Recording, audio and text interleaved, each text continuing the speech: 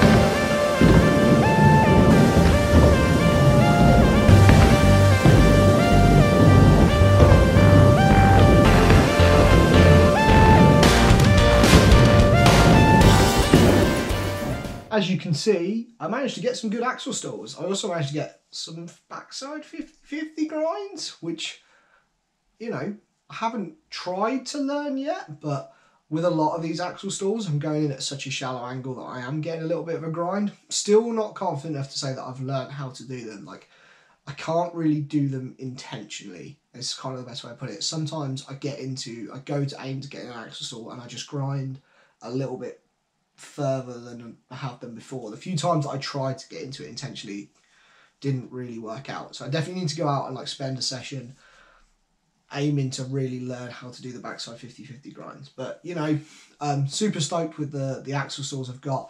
Still feel like I'm leaning slightly too far into the ramp. Particularly my front truck tends to, like, my back truck locks against my toe side wheel, but my other truck tends to lock against my heel side wheel in like a cross lock, which is fine. I'm totally happy, I'll totally take that, but it would be nice to neaten it up and get them both locked in at the same time. I think that would just look a little bit better and have a bit more control over that trick, so that I feel like I can set up into another trick, which ultimately that's what, at the moment, my axle stall feels like the big trick of my mini ramp sessions, whereas realistically I need to get it to a point where it's a setup trick for something else on the other wall. But we'll get there, you know. Like I said, first time I was doing it on a ramp of that height, super stoked to have got what I got.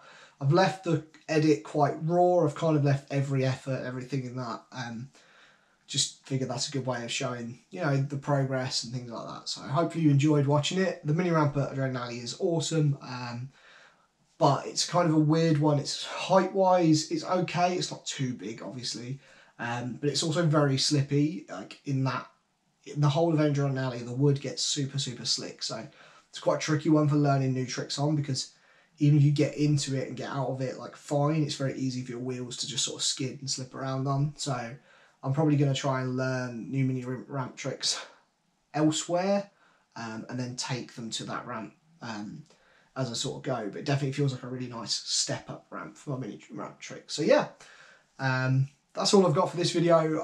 Hope you enjoyed it. If you did, give us a little thumbs up.